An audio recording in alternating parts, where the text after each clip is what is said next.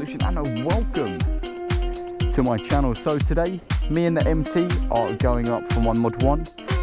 This is my retake. I did put my foot down on the figure of 8 the first time round, which is a little bit unfortunate, but I've just been spending some time just before my test now, just practicing my figure of 8 sort of slow speed manoeuvring. That seems to be what I struggled. Everything else, touch wood, I was pretty confident in doing. So I'm going to head up there now. It's about a half an hour journey, and admittedly the weather's not the greatest today, but we won't let that get in the way. So I'm just going to do some more practicing around here quickly. Alright guys, so just before we shoot off, I'm going to do a bit more slow speed manoeuvring, just practicing my U-turns, my figure of 8. I've sort of discovered that it works really well if you just sort of hover over the rear brake and in fact apply it, and then just balance the throttle and the clutch. So if you're going too quick, you touch the rear brake, and if you start to go too slow, just let off the rear brake, let that clutch go a little bit, and obviously if there were some cones here, we'd sort of be doing a slalom in and out, and then at the end you've got the figure of 8.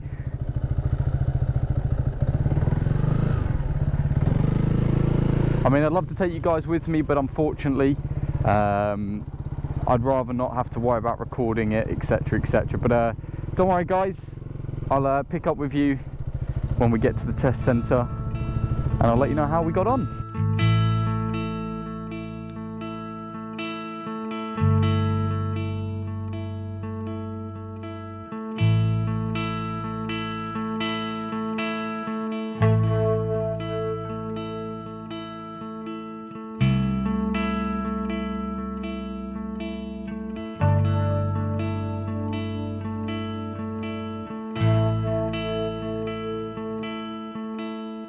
Alright, well, there it is.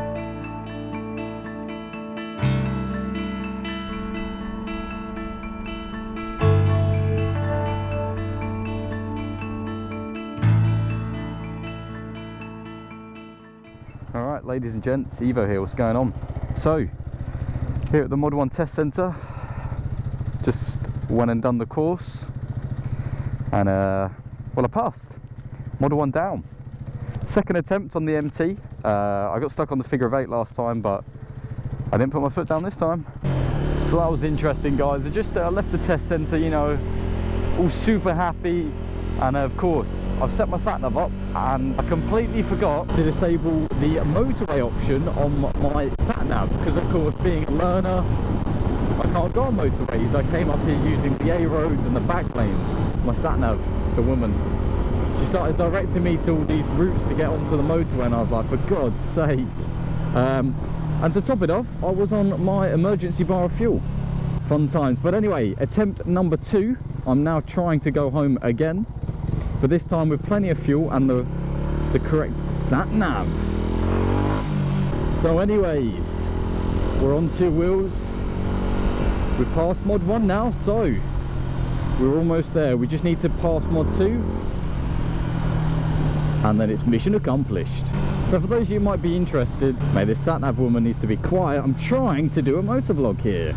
But anyway, for those of you who are interested in doing either your A1 or A2, essentially they all consist of the same thing, just you're doing it on either a 125 or a bigger bike, such as, I don't know what the requirement is, but I think you do it on like a 4, 5 or 600 on your test.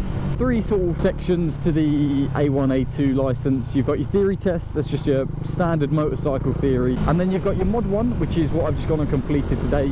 It's basically you have to demonstrate, I don't know, advanced riding techniques in a controlled area. So obviously they had the cones and everything laid out for me. You just go in there, you listen to the instructor, you have to perform a U-turn, you have to do a circuit, you have to do a high-speed avoidance around a cone, you have to do a slalom, you have to do a figure of 8, you have to demonstrate that you can ride your bike at walking pace as if, you know, you was filtering through vehicles, just things like that. I mean, if you want some more details, probably best just to hit it up on Google. Google is your man. Well, I've sort of really enjoyed actually taking the Mod 1. I know I've had to take it twice on the MT, but sort of looking back to how I used to ride beforehand to as obviously how I can control my bike now, you definitely learn a few things. I'm not saying it's life-changing, But because I've been focusing on practicing slow speed control and sort of maneuvering the bike at slow speeds, I now just feel a lot more comfortable throwing the bike around. I don't know, maybe it's a confidence thing, or maybe it's just I've genuinely got a bit better at riding. You know, at the end of the day, if you do fall, if you fail your CVT, your A1, your A2, your full license, at the end of the day, we fall to get back up, don't we? So if it takes you 5 attempts, it takes you 5. If you pass it first time, good on you. This is quite a nice ride back. This is all sort of back lane country area. So let's go through. I am looking forward to getting back home now, though. It's getting bloody cold, and yeah, if you just look out, you can just see it's pretty overcast. We've had a little bit of rain as well, but thank you, it stayed dry for my test. Thank you, rain clouds, for not destroying me in cold rain.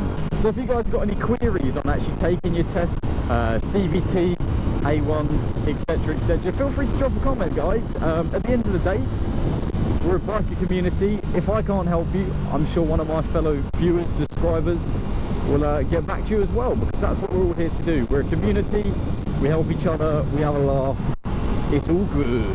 My CVT is actually going to expire in about 2 weeks, so yeah, no pressure Evo, but you've only got 2 weeks to go and book and pass your mod 2. Oops. This is an absolutely horrible corner. Have a look at this. Ready? Just look at it. Although, if that was on a track and not on a public road, I think there could be good times. Anything that you can do, whether it's training with an instructor, tests, track days, or even just in the car park, any extra experience on a bike is always worthwhile. Anyway, it's been an absolute pleasure, ladies and gents. Thanks for tuning in to today's motor vlog. Stay awesome as always, and don't forget to ride safe for those of you that are on 2 wheels as well. Alright guys, I'll catch you in the next one.